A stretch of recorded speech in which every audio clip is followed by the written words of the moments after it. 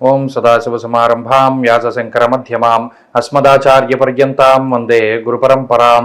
జ్యోతిష్ శాస్త్రాన్ని భావితరాల వారికి ప్రసాదించిన ఋషుల యొక్క పాదపద్మాలకి నమస్కారం చేసుకుంటూ, అలాగే నాకు జ్యోతిష విద్యను నేర్పిన గురువర్యులు జ్యోతిష బ్రహ్మ కీర్తిశేషులు శ్రీ ఏరంకి సూర్యనారాయణమూర్తి గారు, సూర్యశ్రీ దైవజ్ఞ గారి యొక్క పాదపద్మాలకి నమస్కారం చేసుకుంటూ, ఓం శ్రీ మహాగణాధిపతి నమః, శ్రీ గురుభ్యో నమః, హరి ఓం.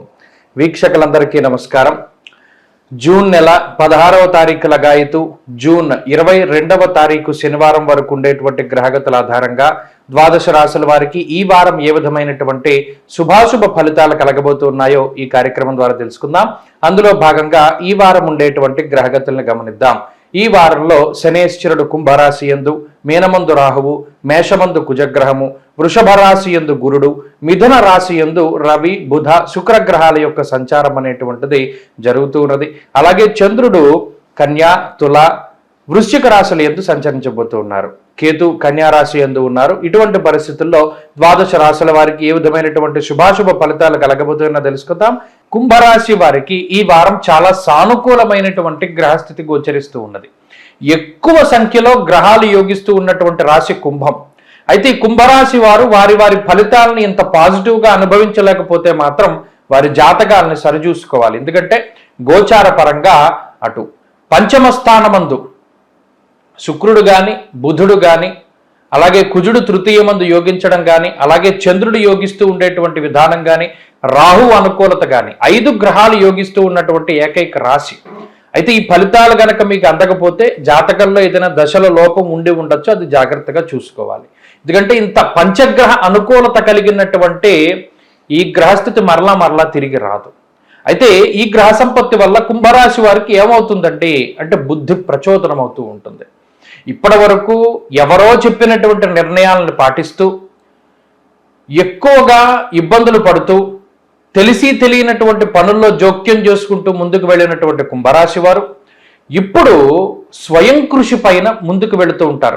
కొన్ని సందర్భాల్లో వారు ఇబ్బంది పడినప్పటికీ కూడా సొంత నిర్ణయాలు తీసుకుంటూ, సొంత తెలివితేటల మీద ఆధారపడుతూ, సొంత విజ్ఞానాన్ని, అనుభవపూర్వకమైనటువంటి జ్ఞానాన్ని వారు అది దృష్టిలో పెట్టుకుని ముందుకు సాగుతూ ఉండేటువంటి పరిస్థితులు కనబడుతూ ఉన్నాయి. ప్రత్యేకించి లౌకికమైనటువంటి విధి విధానాలని అవలంబించేటువంటి పరిస్థితి, కొత్త ప్రణాళికలు, కొత్త జీవన విధానము, కొత్త ఆలోచన ధోరణి, జీవన సరళి ఇవన్నీ కూడా మారేటువంటి పరిస్థితులు ఉన్నాయి. ఇక ఈ గ్రహస్థితి ఆర్థికంగా ఈ రాశి వారికి చాలా గొప్పగా ఉపయోగపడుతుంది. ఆర్థిక ఎదుగుదల, ఆదాయ మార్గాలు పెంపొందించుకోవడం, సక్రమమైనటువంటి పద్ధతిలో ధనాన్ని సంపాదన చేస్తూ ఉండడం ఇత్యాది విషయాల వల్ల ఆర్థిక ఎదుగుదల ఉన్నది. ఆరోగ్యపరంగా కూడా గ్రహస్థితి చాలా సహకరిస్తోంది. కుజుని యొక్క స్థితి తృతీయ స్థానమందు బలంగా ఉండడం ఆరోగ్యాన్ని ఈ రాశి వారికి సూచిస్తూ ఉన్నది.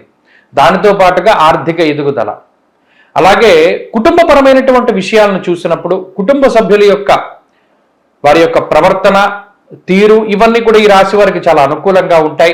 మీరు చెప్పినటువంటి మాటను వారు వింటారు, వారు చెప్పినటువంటి మాటను మీరు వింటారు. ఇలా జీవిత భాగస్వామి, సంతానము, కుటుంబ సభ్యులందరూ కూడా సఖ్యతతోటి కలిసి ఉండేటువంటి పరిస్థితులు ఉన్నాయి.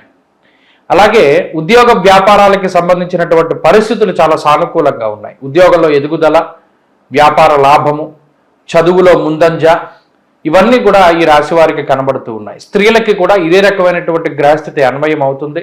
కాబట్టి కుంభరాశి వారికి జాతకం బాగున్నది.